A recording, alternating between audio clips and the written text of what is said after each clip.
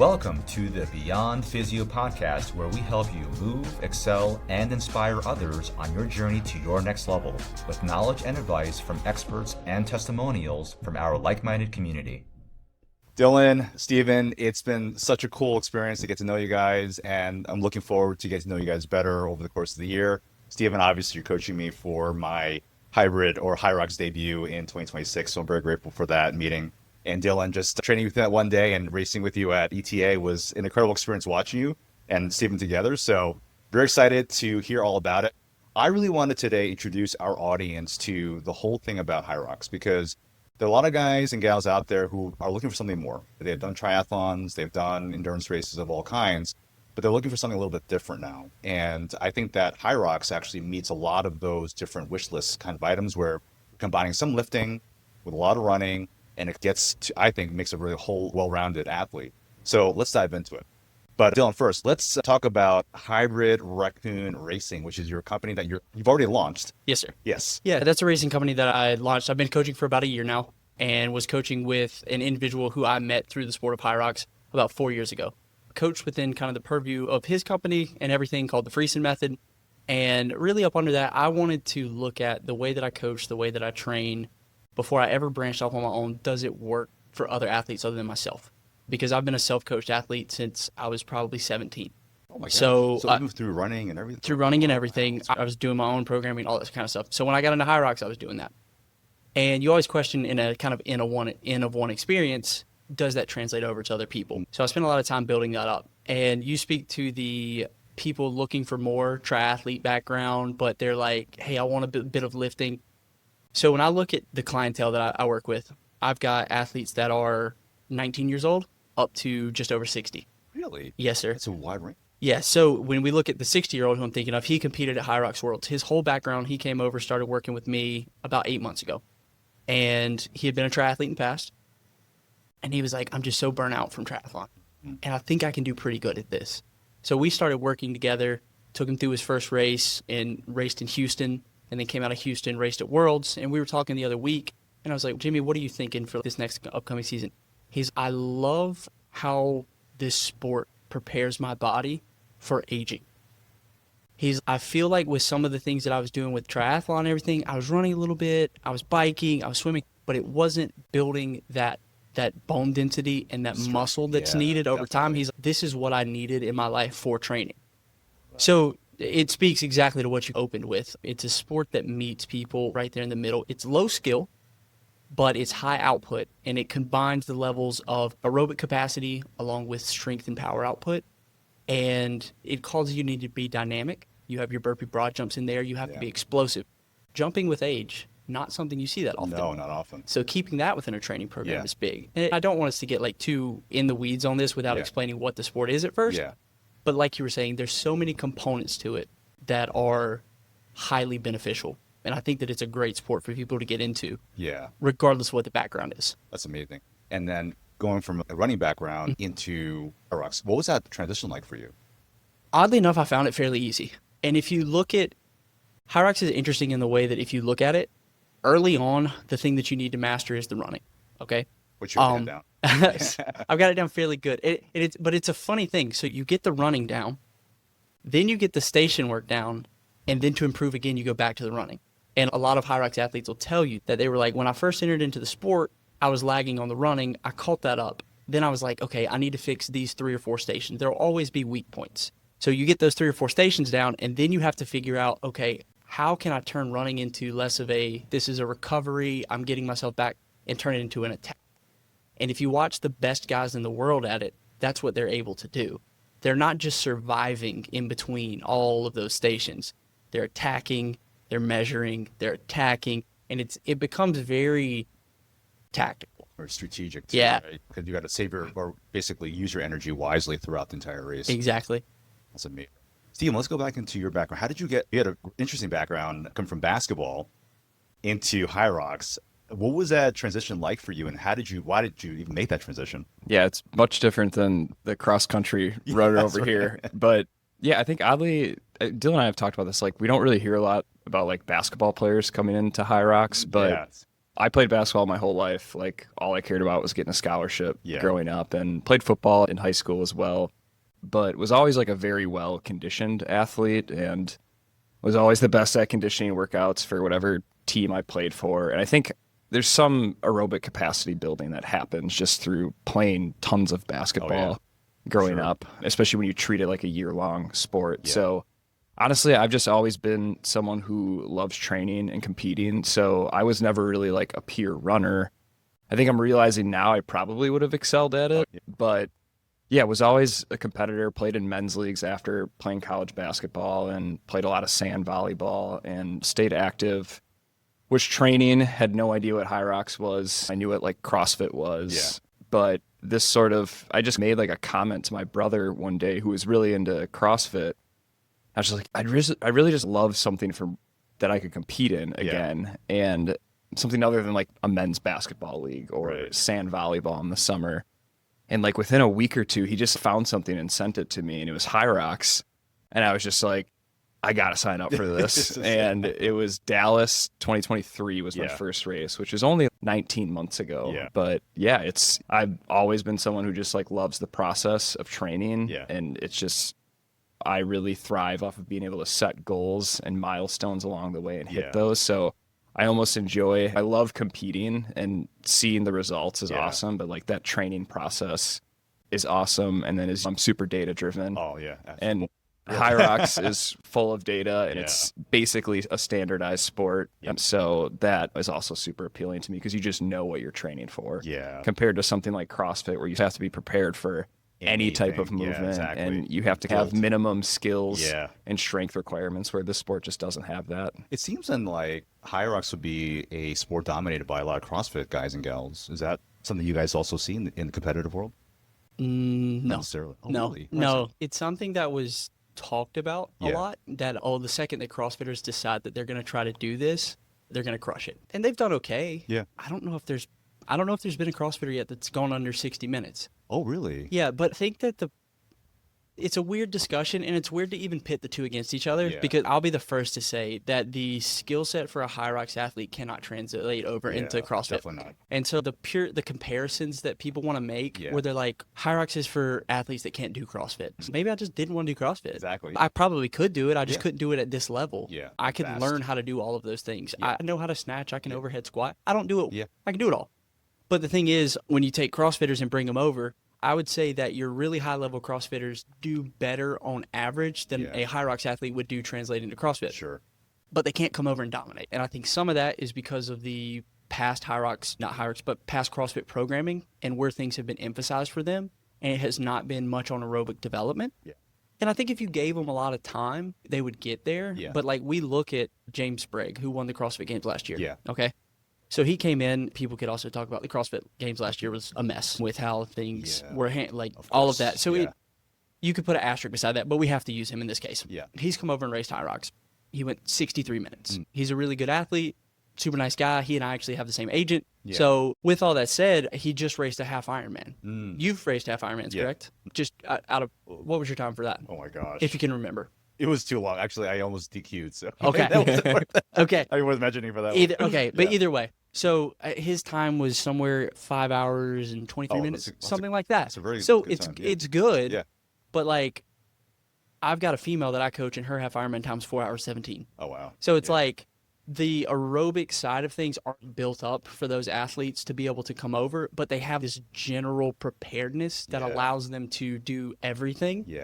And the only CrossFitters that have come over and have done really good on a high level is in doubles with James Newberry and Tia Toomey. Both of those you would expect to do very good. Tia Toomey is one of the most dominant athletes I've ever seen. Her skill set, her ability is incredible. James Newberry has a huge background in aerobic activities. He's raced Ironmans before. He's done half Ironmans. He's got the base. So he's got that. So that translated over. So that's what... I see. Got it. Cool. Now, Steven, as far as coaching and stuff like that, what actually for you was the point at which you were like, I can not only race in this, but I can also start helping other people get into the racing scene? Yeah, totally. I've only been coaching HYROX for 9-10 months ish now, but I've been coaching my whole life basketball. I ran basketball camps when I was in high school and college. I had a coaching business where I would coach middle school kids and high school kids. It's easy money when you're a college athlete Yeah. and all the middle school, high school kids are looking up to you. But I've had the experience of working with mainly kids, people under 18, but I've always been like providing guidance to friends that if you're the one who's obsessed with exercise and fitness in your friend group, people are always asking you for So what do you do? advice. Exactly. So it was not that hard of a sort of transition into that. And I've, again, similar to loving training, it's also so fun to see other people progress Yeah, and hit definitely. goals, Love it. especially if you've played some part in that. Yeah. Yeah, it's been super fun being able to coach the limited group of people I have coached so far, but Yeah. it's awesome. I really enjoy it almost as much as training myself and racing myself. I love that. How about for you, Dylan? Yeah, in what? Getting into coaching, how'd you make that transition from being an athlete and now deciding that you want to start coaching people too? Yeah, so not to the degree that Steven was. So my college athletic experience was super limited. So heading into my senior year of high school, I injured my back to the point where it took me out of competitive athletics for 3 years. So Oh my God, I want to hear about that. yeah, so that's what actually changed my entire direction for education and everything. Yeah. I was like basically sitting at home. We couldn't figure out what the problem was. We thought it was an Achilles issue. It turns out to be like an L5-S1 issue that was causing referred nerve pain down to my foot. Sure. To the point that I still take medication for it today. Wow. To be able to train at the level that I need to. Yeah. I've been on medication for 10 years now. Oh my gosh. Yeah, which is you start meds at 19 and you're like, dang. But all that said, during that time period, that's where I became analytical, started reading books all the time, started taking things super seriously for a selfish reason, honestly, because I was like, I'm going to figure out what's wrong with me and how can I get back. Yeah. But in the process of doing that, I learned so much that I could help other people with. And that was when I was like, okay, maybe I want to go into the medical field. And while that was something that was going well from like we said earlier, from a content standpoint, the application of it wasn't quite what I wanted it to be. So then I had a limited time coaching in college athletics, helping out with our cross country team after I'd graduated. So worked with that a little bit. And then, like I said, I'd coached myself for the longest times and was also in the same position that Steven was in that when you're the exercise obsessed person around, everybody's asking you questions. They're wanting to know, like, all right, how do you do this? How do you train for that? And then I got into my job that I have now, working in ergonomics and injury prevention and corporate wellness. Yeah. So part of that had me working with people, creating wellness programs and stuff for them. So I knew how to work with high-level athletes, and I knew how to work with somebody I need to just find a way for 20 minutes a day to do something to take care of my body. Yeah. And then it was a lot of trial and error with myself. So I found that people started asking me all the time about coaching and training as I started excelling in HYROX because they were like, how is this guy doing this? Yeah. One, because I don't look like a lot of the guys that are on start line. I'm not this jacked looking dude. It's like Pretty shredded, both of you guys. yeah, well, thank you. But early on, everybody denigrated my size. They were like, how are you going to move the sleds? How are you going to do this? And that's okay because I looked so different from what the prototypical body was that was out there. I was 30 pounds underweight. Like, people were like, what is this kid doing? Yeah. But I kept showing up and I kept doing well. And people were like, he's got to be doing something right. Yeah. So that's kind of what I said, I think I know what I'm doing. And let me apply this to you and see what happens. I saw success with somebody. I was like, darn, maybe I do know what I'm doing. And then I was like, okay, maybe I have 5 athletes and 4 of them are doing pretty good. And one of them, we're trying to figure it out, but I'm like an 80% hit rate.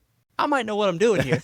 So we started expanding that out, and that's what really got into the coaching. And now, like I said, I've got around 40 to 45 athletes that I work with. And incredible. Yeah. It's been really fun. And the same thing that Steven said, when you see somebody excelling in a goal that they set out, that's really fun. And also as a coach, when you tell somebody, we're going to do this and this is going to happen for you on this timeline, and it plays out perfectly, you're like, you feel so good because you help them succeed. It's amazing. But you also are like, oh, no, I get it. Yes. Like, we get it. And that's a really fun feeling. It is. And it looks like you're making the transition from what you're doing corporately over into full-time coaching. Like Steven has actually jumped the plank and has now become full-time coach to give it, I guess you're going to give it the year to see how it goes and then go from there. Yeah, totally. It's just, we've had our talks about just leaving the corporate world. And I was a data scientist for 9-ish years. And excuse me, great career. Like, again, I've always been super analytical, loved it, but I was just ready to take a different step and try something else, kind of go out on my own and build something on my own, which it's been awesome. Yeah. Sorry. So far, it's only been 6-8 weeks here, but being in charge of my own schedule, getting to work with more athletes like yourself and others, it's just right now it feels like a dream. I don't know if it'll always feel like that, but just going to keep making progress at it on the coach side and also on the athlete side as well, just setting goals for myself. That's awesome. Yeah. And I love working with you. I'm enjoying the coaching. As far as like I guess if we can dive into HYROX now, just go into the specifics about sport itself, what's required of somebody going into this. If someone's a beginner, like what they should expect and how they should train for their first event. Let's go into those kinds of specifics. Yeah, I think the best thing to do is let's go ahead and lay out the race. Yeah. So HYROX is going to be the same thing every single time. You're going to have 8 kilometers of running, you're going to have 8 stations, and it's going to be broken up into 1K runs, 1 station. So you'll go run, ski erg, run, sled push, run, sled pull, run, burpee broad jump, run, row, run, farmer's carry, run, sandbag lunge, run, wall balls. It's a lot of running. Yeah, it's a lot. It's a lot. And it's a great test of fitness capacity. And it doesn't allow you to have a lot of weak points as an athlete. So we also have to look at 2 time periods of HYROX. If you look at HYROX from 2019 to 2022, required a lot more strength than it does now. Oh, really? So the events were different then? No, the events were the same. The equipment was different. There was the strength requirements for like sleds for those 3 years were so much higher than they are now. It has become much more of a threshold event than it was back then. There was a lot more peak power needed to move those sleds. And you can see it in the data. Steven's looked at it in the data before, that there's been like a huge transition as surfaces have changed as well as the equipment. So now the athletes that can come into HYROX and actually be pretty good can come from like a triathlon background. Whereas in the past, you almost had to come from like a pretty powerful background, aside from me. I don't know how that happens. Or you just have to be really awkwardly strong. It doesn't make much sense. So when you're looking at doing it, like I said earlier, the biggest question people are like, hey, what's a tip that you have for me? Run more than you think you should. If you're running 15 miles a week, please get up to 25. 25 is a good place to be You're at. saying the same thing too. Yeah, run more than you think you should. Get up to about 25 miles a week. And that's going to go ahead and start to set like a way to make the runs comfortable enough that you can actually do something within the station work. And then, like, Steven, what would your take be? Yeah, I mean, I think as he's laying out the race, it's over half of it is running if you include the sort of the transition period. And so like that does have to be the main focus.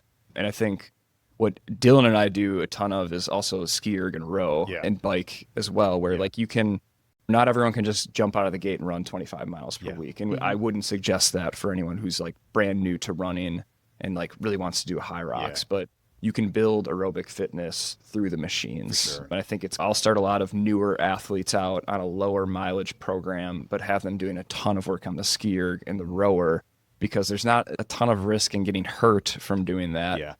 And you can still build fitness from it. The recovery demands aren't as high. So it's almost, you want to introduce them to running, make sure they know that's the main focus, but slowly build up to a mileage that sort of makes sense for them. But yeah, I mean, it's really cool because if you just look at like the elite field, like Dylan looks a lot different than some of the other guys in some there. Some of the other guys are like massive. Yeah, and I don't think anyone has the sport like totally figured out, but I think that's what makes it really exciting right now is like there are different body types excelling at the sport and different training methodologies. All of them include aerobic capacity building and being able to sustain power output for 60 to 90 minutes.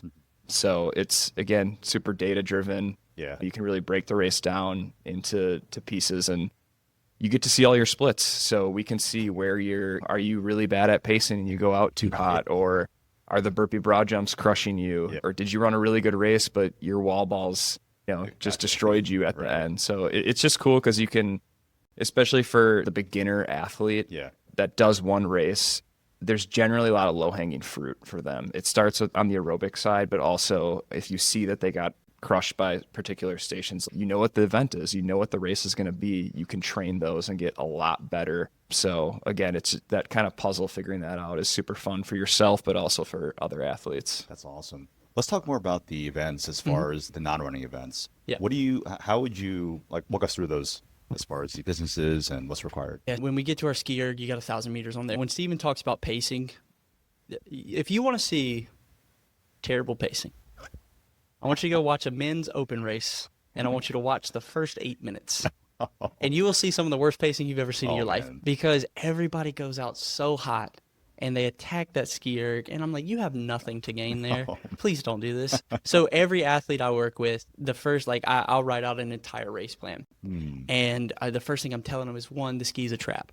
The ski's a trap. Don't waste your energy there. You should feel like you're pulling 4 seconds slower than you really could per 500. You should be able to shift up a gear if you needed to. You don't need to, don't do it. So, like, you've got that. You've got your 1,000 meters there. Then you take your next run, you go into your sled push. The way that the events are sequenced is almost beautiful in how it breaks you down, because it hits you out of the gate with something that you're like, I'll be fine. Yeah. But if you do something stupid there, you're not going to be fine. And then you get to the sleds and you start pushing those. And for that, you've got a 50-meter sled push. If we're talking men's pro weights, it's 440 pounds. Damn. And you can gas it, but the problem is you push length 1, okay, push length 2, and then you get to length 3, and all of a sudden your legs are just lactic. It's all get out. Jeez. So you blow your calves up. Yeah. Then you go to your sled pull next. Oh my god. The sled pull blows your quads and your back up. Yeah. Then you get to your burpees and start trying to jump. Your calves are blown up from earlier. So you're trying to jump. Now your heart rate's going through the roof. Right. And so the hardest part of the race is you come out of those burpees and you're like, how do I get my heart rate back down? Yeah. Because that's when it's probably peaking throughout the race. Then you get to the rower and you're seeing this opportunity to sit down and rest and relax, but your muscles are so blown up from the sleds that you're like, what should be easy is now hard. Right. You come off of that and then you get to the kettlebells. Oh my gosh. And the thing about the kettlebells is your grip, once it goes. Yeah. So I'm always telling people, like, take the extra second to really chalk up and to really get a good grip on the kettlebells when you grab them. Yeah. Because you'll see, even at the elite level, guys, when their grip goes, if you watch the World Championships, I believe Hunter set the kettlebells down 4 times. And, like, he's got great grip. Yeah. Dude comes from an OCR background and everything. Yeah. But when it goes, it's gone. Wow. So that blows you up, and then it blows up, secretly it blows up your shoulder and your traps. And you're not going to figure that out until you go start wall balling. And it's very, I don't know if it was calculated to be this way, but the way in which it tears you apart. That's amazing. Because you come from there, you do your lunges, your quads are gone, then all of a sudden, like, you don't realize your shoulders are a bit gone, and you start doing wall balls, and you're like, yep, my shoulders are gone. And that's the spot where a lot of people just implode. And you're sitting there, and the beauty of the wall ball is it either goes 10 feet and you squat to parallel, or you get nothing. Like, you can't, for your run, you can just run slower. For your kettlebells, you can just set them down, pick them back up, and you start moving. For wall balls, it either goes 10 feet and you squat to parallel, or you get nothing. Man. And you can get stuck there, and it's nasty. Thanks. And then you finish and drink some beers. If you can actually run after that. Yeah, if you can run after that, you crawl. However, that doesn't matter. Do you actually start seeing people start fading in the race? We're like, they went out too fast. Oh my goodness. Yeah. Steven, you watched the elite race in Chicago. Yeah. And that was some of the worst pacing you'll probably ever see from a lot of guys, except for 2.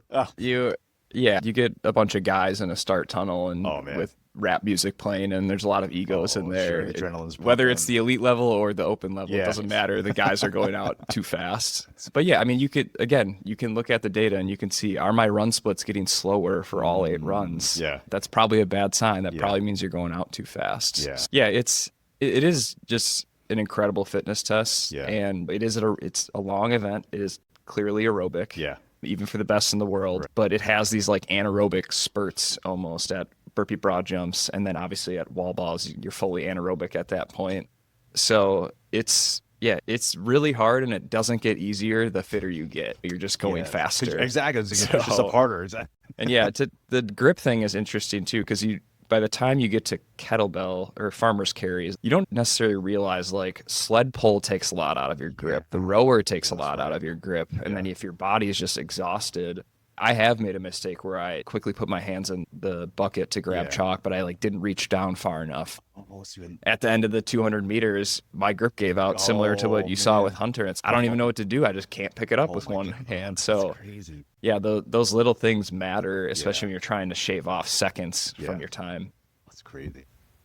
It sounds really exciting. And for me, still being an old competitor at heart, definitely sounds like something I definitely want to get into. As you're talking about it, I'm like, I got to definitely do this now. Crazy. Now, what about, we always talk about nutrition for endurance races and stuff like that. Mm-hmm. Does that also apply as far as making sure that you have carbs the night before the race? What is it like for you guys as far as you guys take into your caloric intake for training and for racing? So for me, I'm basically like a trash can of a human. So I'll just be straight up. I'm not going to lie. So there's, how there's like the do as I say, not as I do kind of thing. Like there we go. That's the application there. Nice. It's that I know exactly what to do. And when it comes time, like close to races and everything, it does all get dialed in. Because when I'm leading into races, it'll start to become very carb heavy diet. I'll start upping my calories by about 700 to 1,000 above 2 days out. I'll do a slow carb load, make sure I'm taking in plenty of salts. What I'm wanting to do is I want every bit of glycogen in my body that I can get stored. Yeah. And I want to do that with the least amount of GI stress possible going into the race. Yeah.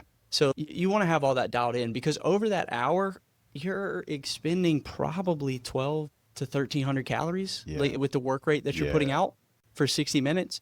So you need to make sure that you're not you don't have just enough. You need to have a little extra. Yeah. And you should probably take something within just so that your body gets this signal that, oh, hey, no, we're good. Yeah. We're still getting something. So I would say the most common time that people take in something during the race is after the burpee broad jumps. Normally you come out of those, run about a lap, let your heart rate come down a little bit, eat, because you're about to go into the one time that you sit down.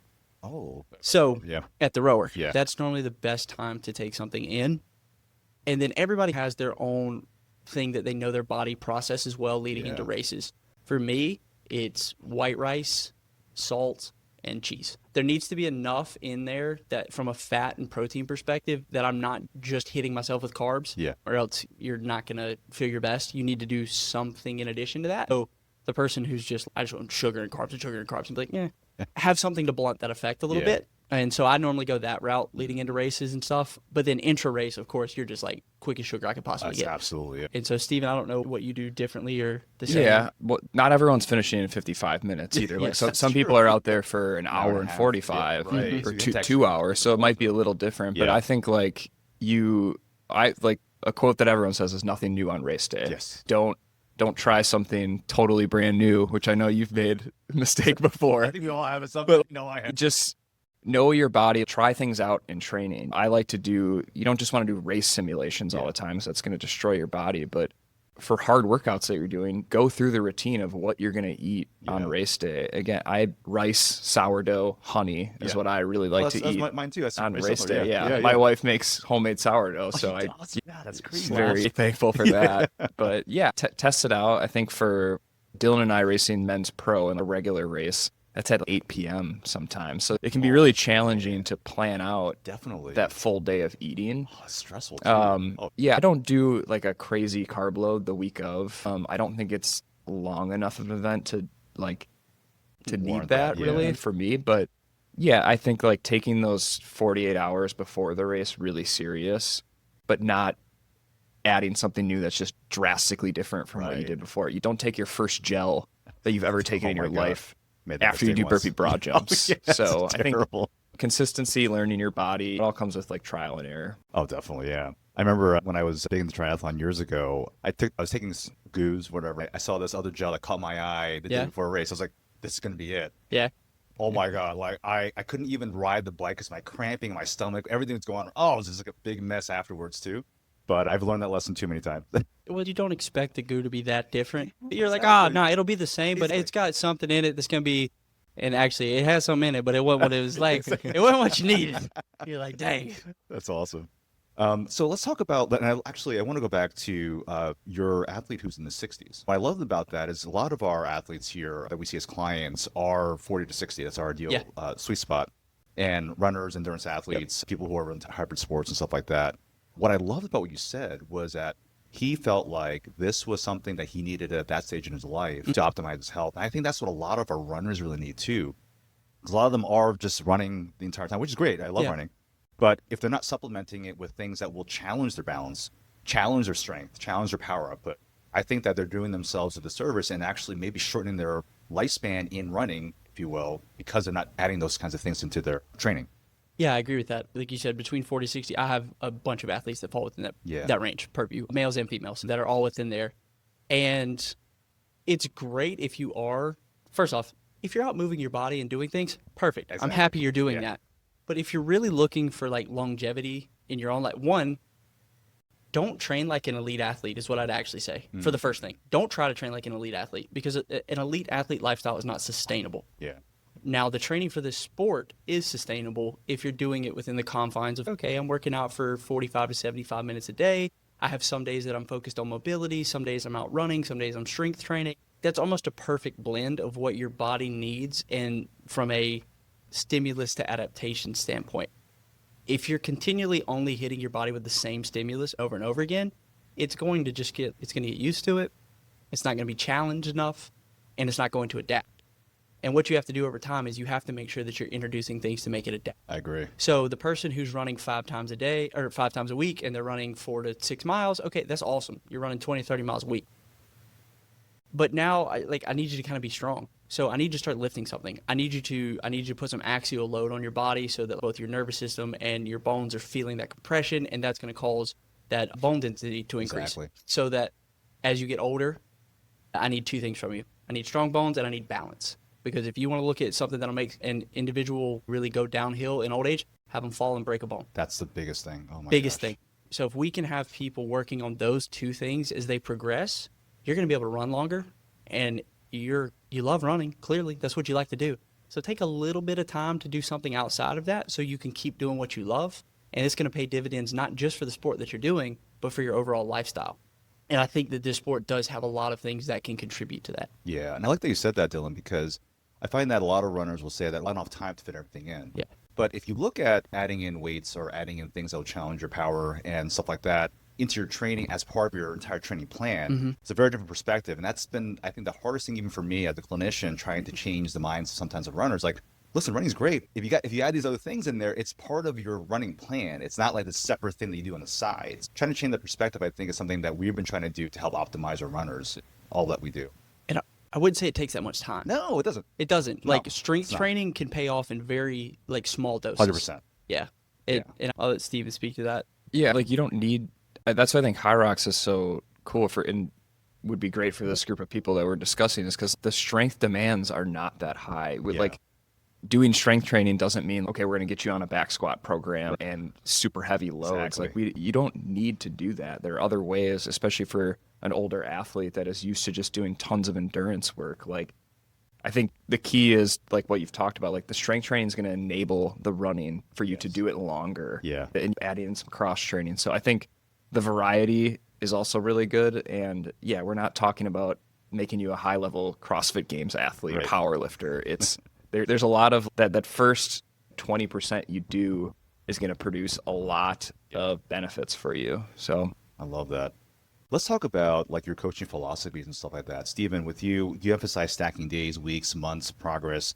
How do you help clients maybe shift their mindset from single workouts to the bigger picture? Totally. Yeah. So I think this is a strength of mine that I've had, is just I don't really put too much stock into individual workouts. There's just so many factors at play every single day in your life that impact your heart rate, what sort of power you can produce, how was your sleep the night before. If you have kids, there are all these different things that provide stressors on your life. Don't worry so much about individual workouts and worry about, okay, how does this week look? Did I get 5 of my 6 planned workouts in? Okay, how about 4 weeks, a full month? Did I get 90% of those workouts in? Okay, now imagine we did that for a year where you hit 90 to 95% of your workouts. It's just compounding those gains and not putting too much stock in the individual workouts and just getting people to see that bigger picture. And what I think helps a lot is just tracking things. Yes. Taking that extra step to understand, what did I do last week? What did I do 6 months ago? Yeah. And what did I do for this workout? Having that, taking the extra time to do that can just show you wow, look what I accomplished 6 months. I did 18 straight weeks of very good training. Yeah. Where, maybe I had some bad workouts. Maybe I missed some things, but I was super consistent. And I can go back and look and see, wow, I hit this threshold interval workout. Here was my heart rate.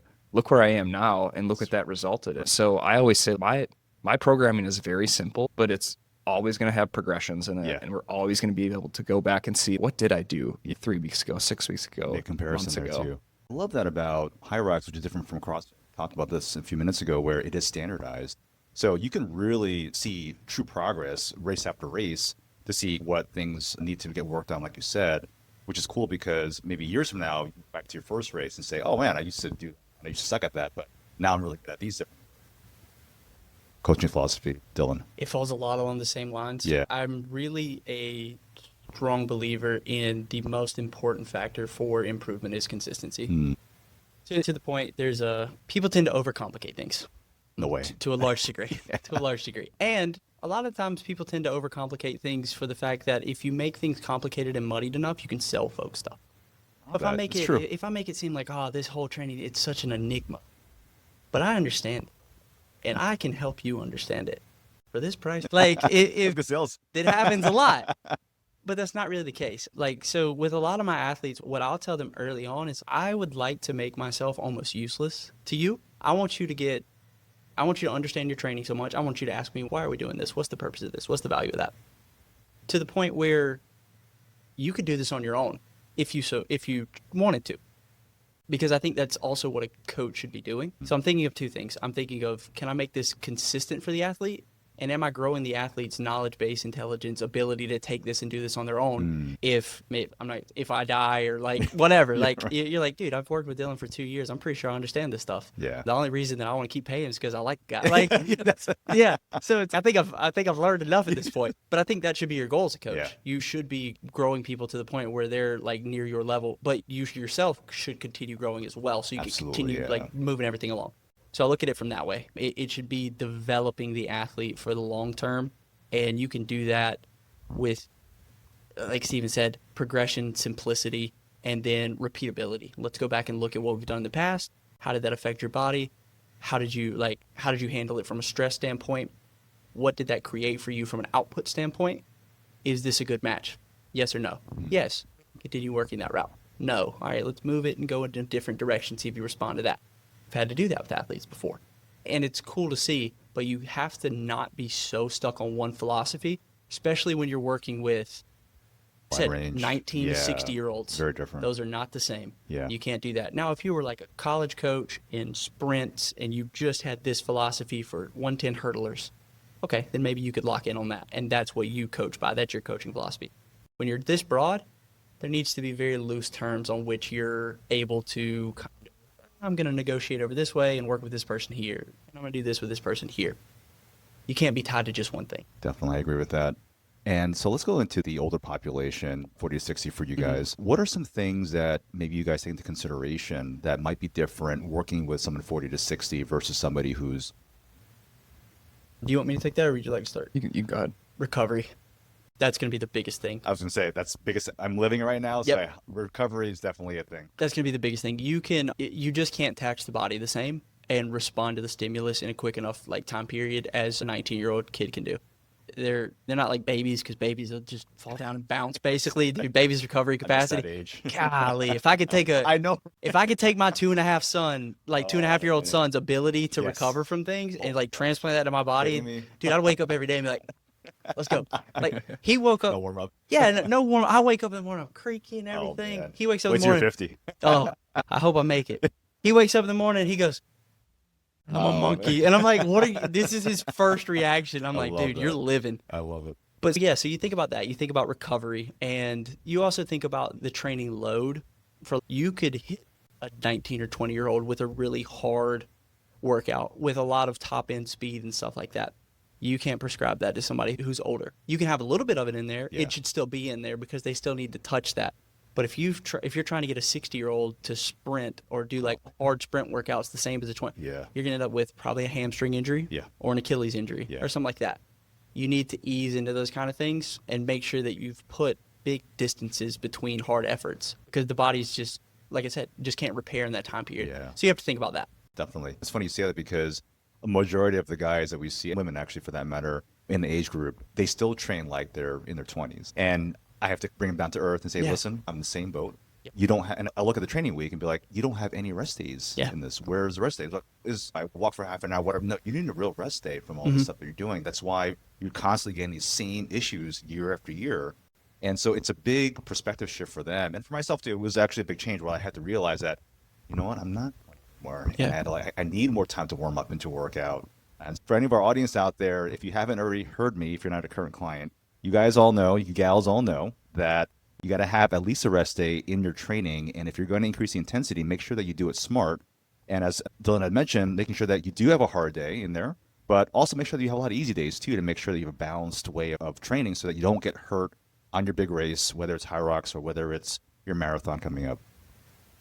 You want to comment on that too, Steve? Yeah, the recoverability is huge. Yeah. And like, even, I think you had mentioned this one time, like someone who's in their 40s or 50s might actually have better recoverability than a 30-year-old just because of how they've been training their whole life, the training age of the athlete. Yeah. But I also think somewhat related is just like their lifestyle. Yes. Like 20-year-old might have a lot more time on their hands, definitely. and it's just like open to doing anything, where, you know, someone who's in their 40s or 50s, maybe they have kids, maybe a little older, they have grandkids, and there are certain things that they enjoy and love doing, and you don't just want to pull that away from them. That's right.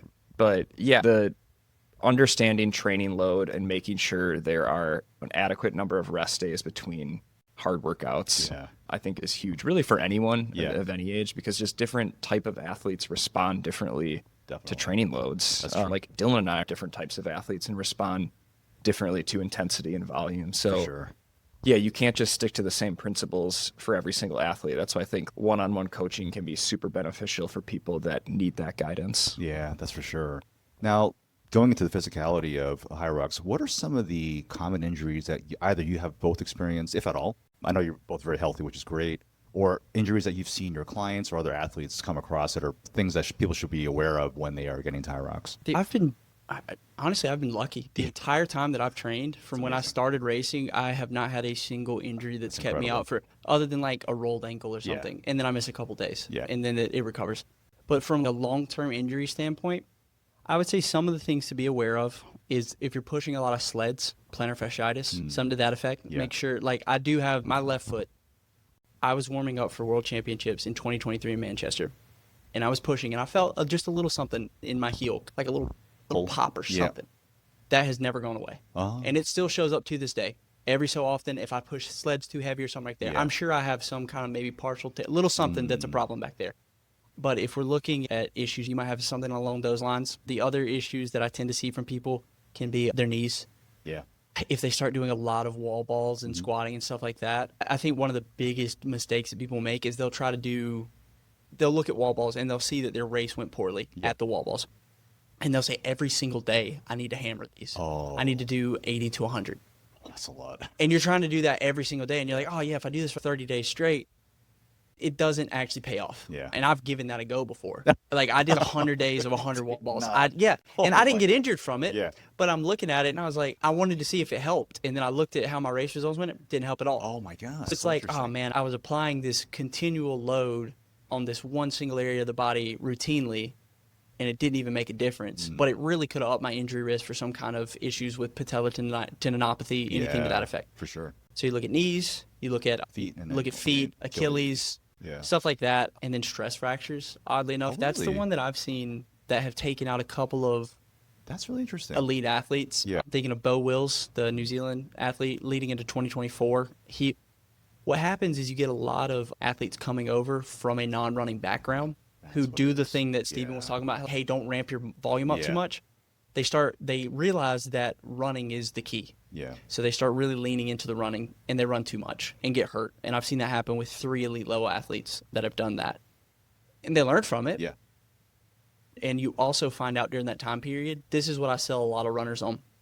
You won't lose your running fitness if you cross-train properly, because Beau didn't run for 6 weeks leading into World Championships. He did echo bike work, he did ski work, he did row work. He came in and ran totally fine. Amazing. So that's another thing that I try to really sell runners on is, guys, I know mileage is your currency, but I promise you it's not the only form of currency out there.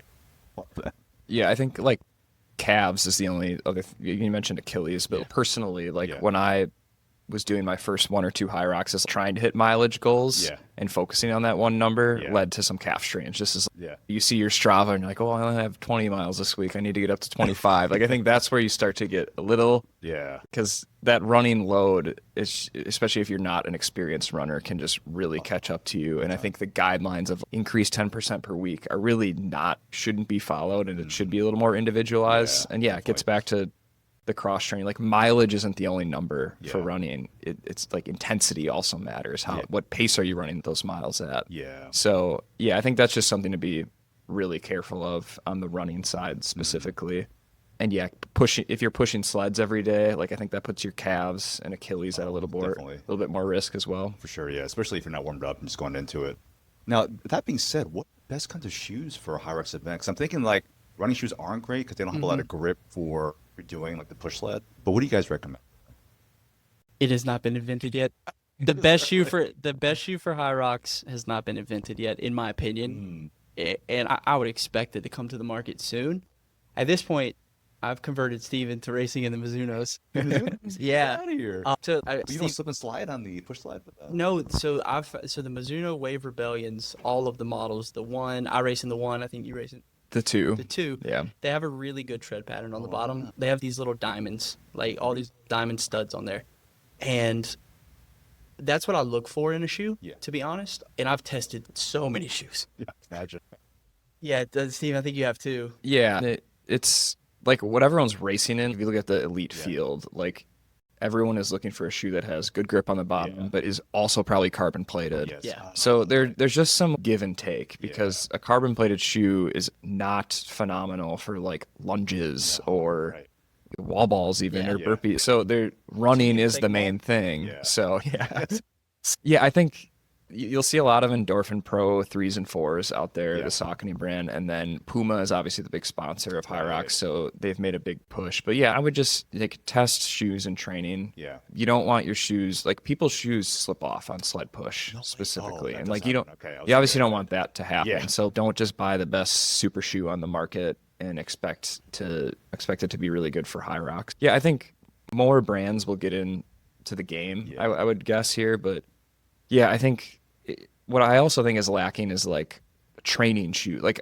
I don't want to just train in a carbon plated shoe for like cross training workouts or whatever. Yeah. But I would like a shoe that has good grip on it. So I think there'll be more options in the future. But yeah, I don't think there's like a perfect shoe for HYROX. Not yet. I would say if we're putting it out there, the best training shoe that I felt like I've used is the Puma Velocity 3. Puma Velocity 3. That was a very good training shoe for me. It had really good grip. It felt very stable and dynamic. I could run in it. That was a very good shoe in my opinion. The Velocity 4 got a little chunky, and I didn't like it as much. But the Velocity 3 was a really good shoe. Same for the Saucony Endorphin Pro 3. That was one of the best shoes. And if you watched late in like the 2024 season, almost every professional was running in that. Really? Yeah, until they started signing deals with other companies, and it's like, hey, you got to race. But if you took in my opinion, if you took the Saucony Endorphin Pro 3 and you retreaded the bottom a little bit to be similar to the Mizunos, that would be almost the best shoe. Maybe Saucony's listening to the podcast. I wish they would. Saucony, listen, I'll DM you. I've talked to like designers at certain places. I've talked to designers at Puma. I've gone, please do this. There was a kid who actually reached out to me who was at the University of Oregon. He was doing his dissertation, and his final project was going to be surrounding creating the perfect like kit and shoe for HYROX. So he and we had a couple of phone calls. We met up in the Las Vegas Major last year, and like we went over all the design. And I was like, dude, if you can I don't know if you can take this to any company and use it. I'm giving you the best insights you could possibly have on what to build as a shoe. Yeah, go create that and put it on my foot, and we'll be best friends. So Johnny, if you're listening to this, Exactly. also get on it, bud. That's all. Yeah. Wow, that's amazing. Now, talking about the events themselves, what are your either strengths or your favorite events at the HYROX? Steven, you go ahead. Your best and then your favorite one. And then yeah, your I worst. mean, I love the ergs, like the ski erg and the rower. I just think put a ton of time on them, and they're.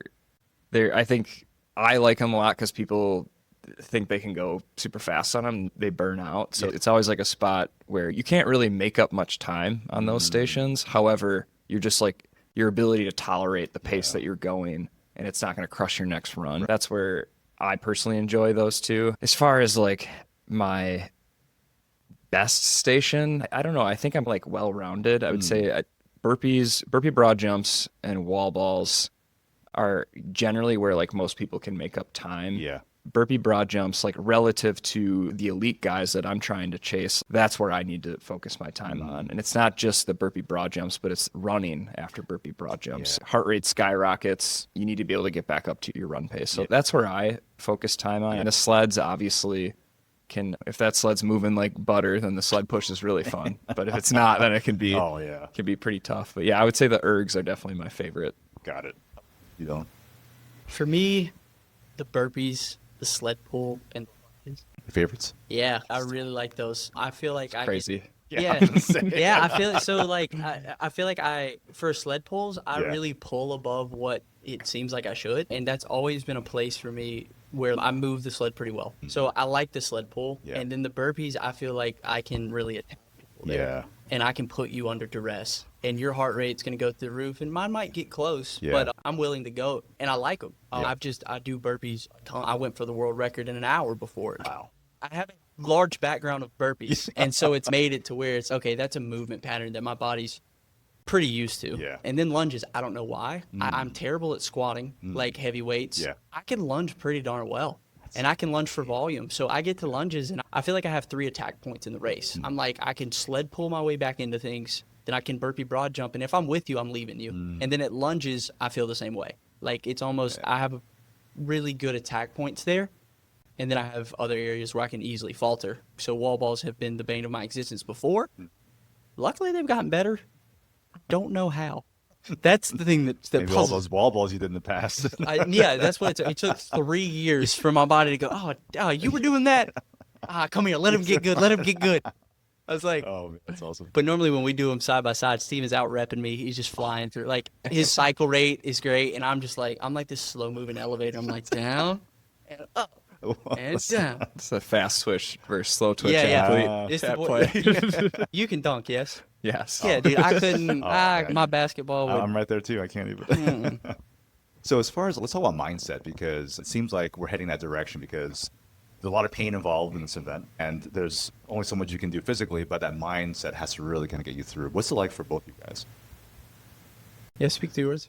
Yeah, I do think there's a skill set for HYROX, I think, like physiologically for sure, but I also do think like the mental ability to just push through. It's a grind out there. Yeah. Even if you're at Dylan's level and finishing in 53, 55 minutes, like it's tough, and you have to be willing to go to the well and stay there basically. For the race isn't easy at the beginning or the middle or the end. So I think, yeah, just a lot of that comes from training hard for years and hitting hard workouts for years and understanding what you can tolerate without redlining. I think there are really fit people that come into HYROX and think they're going to crush it, and at some point in the race they just get basically stopped in their tracks, whether it's by the sled or the wall balls or burpees.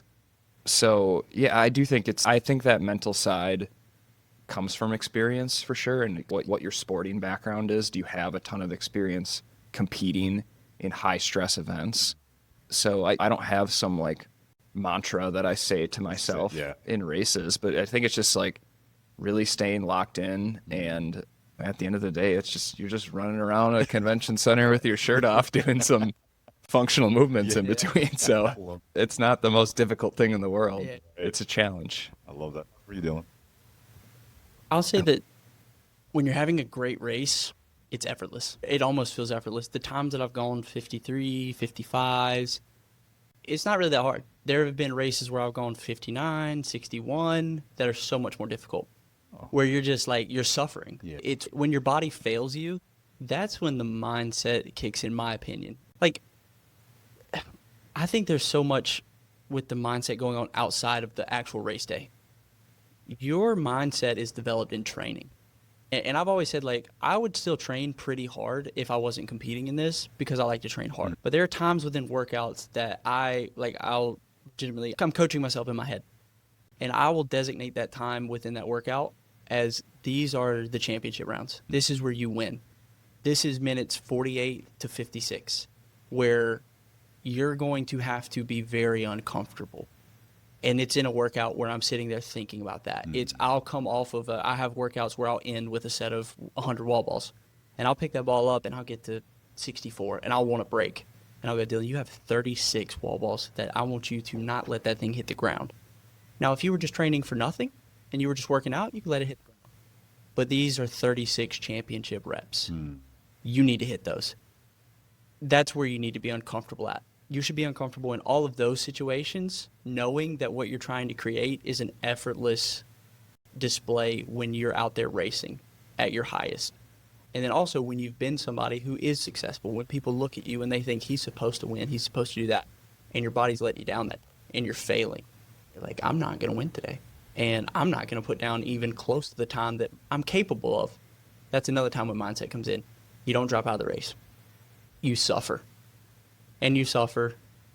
And then you also acknowledge, oh, yeah, I am just running around shirtless in the convention center. Like, this kind of really sucks. And I'm probably going to be sick after this. The next 24 hours are basically ruined for me. My body is messed up. This is not war. This is not life or death. It is nothing to that effect. Get to the end. You feel really bad. You're going to be okay. And you need to come out of that.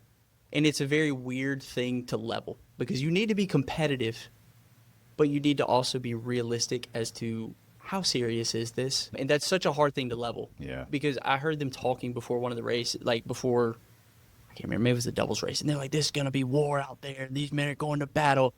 And I'm like, I get what you're doing, but not really. Yeah. We're running around a convention center going as fast as we can. Like, With our shirts off. Yeah, with our shirts off, except for Pelayo. Pelayo will keep his shirt on. That's funny. He keeps it. Hey, you know what? It's funny. People love him for it, though. Yeah. I see it online. Everybody's like, why are these losers shirtless? Can they not keep a shirt on? And then they're like, yeah, but that one guy did. They're like, go Pelayo. Yeah. Love that. Which I love. I love Pelayo. He and I are really good friends. That's great. But yeah, it comes down to that. You need to be hyper competitive, but you also need to be realistic that I'm not changing the world. I'm not doing all. Yeah, it's okay to take something, like be super passionate about something, care about it a ton, but also understand like it's okay if it goes wrong, and it's not the greatest thing in the world if it goes correctly. Like the highs are really never that high, and the lows are really never that low. You will be forgotten. Yeah, Just remember, you will be forgotten. Your best and worst will be lost to the sands of time. Okay. I love that. It's a great perspective. Yeah. Thank you guys so much for coming on and sharing your story. I want to make sure that everybody knows how to reach you for coaching. Steven, you want to shoot that? Yeah, sure. So you can find me on Instagram just at Steven Pelkoffer. That's Steven with a PH. And then, my coaching business is the Threshold Lab. I also have a newsletter where I really dig into just training insights. I have a data science background and dig into research papers, stuff like that, try and give people like practical tips that they can follow. That's not just for the elite athlete. So you can find me on Instagram at Steven Pelkoffer or thresholdlab.co. Great. We'll have that information in the show notes. How about for you, Dylan? Yeah, just reach out to me on Instagram as well. Just reach out to the Hybrid Raccoon. What's that name, by the way? How did that name come along? All right, so remember I said I was a garbage can, of a human. Man. We were walking to a race one night in Atlantic City, New Jersey. I was walking with one of my friends. Yeah. I was eating, I don't know what, from a 7-Eleven. I think I just gone in there. I think I might have had like Nerds ropes, and so I was eating just terrible. Hadn't had much sleep at all, and when that happens, I get super dark circles under my eyes. Oh my gosh! So they look over at me and they're like, "Dude, you're a raccoon of a human." And me, I just said, "Yeah, I'm the hybrid raccoon." And I just went with it. That is awesome. I just went with it. I changed my Instagram handle to that right there, and I said, "We're just gonna roll with that." And it has honestly stuck quite well. That's awesome. And it embodies my spirit as a person. So Hybrid Raccoon coaching? Yeah, just reach out to the Hybrid Raccoon on Instagram, and then the name of the thing is Hybrid Raccoon Racing, but don't look for a website or anything. Yeah. That's in the back end being developed. Awesome. No need for that. Yeah. Guys, really a pleasure getting to know you guys even better. Looking forward to our workout, which we're going to do together today. I'm going to try to keep up and hang on for dear life while these guys crush it, but thank you guys so much for both. And maybe we'll have another part 2 series coming up. You had your World Championships. How are you guys ranked right now, by the way? I just wanted to ask you. So let's see. On my end, because I finished 3rd at World Championships and because I won the Las Vegas Major, that gives me automatic bids to all of the majors this year. Wow. So I've got automatic bids to the 4 majors, which there's 15 people that'll be at each one. Yeah. Top 3 at each get qualified to Worlds. On the condition that, let's say we're at Major 2, let's say you finish 5th, 2 people that finish ahead of you are already in, then you'll get in. So there's like a roll down criteria. Yeah. So right now, I guess if we're like, where's Dylan ranked in the world? Like 3rd or 4th. Wow. So that's about where I'm sitting. I love that. Yeah. Yeah, compete more on the age group side, but I just had World Championships as well. So Dylan was in the elite field, and then other people qualify for age group World Championships. I finished, I think, 42nd in the world. It wasn't a phenomenal race day by any means, but still better than I did the previous year. Yeah. And also just, I think my ceiling is very far away on the endurance side. Yeah, just going to take a big step this year again, hopefully. And I also have a really good doubles partner that I'm pairing up with this year, which let me guess might help me get into one of those major doubles races. So it's going to be a really fun year. That's super great. pumped. I'm excited to be part of this journey with you and at least to witness it from the sidelines. So really grateful for the time we spent together. Hey, thank you very Thank much, you. Jay. Awesome. Appreciate it. Thanks so much for tuning into today's episode. It really does mean a lot to us. And don't forget to share, subscribe, or comment if you got at least one or two helpful insights or takeaways to help you get to your next level.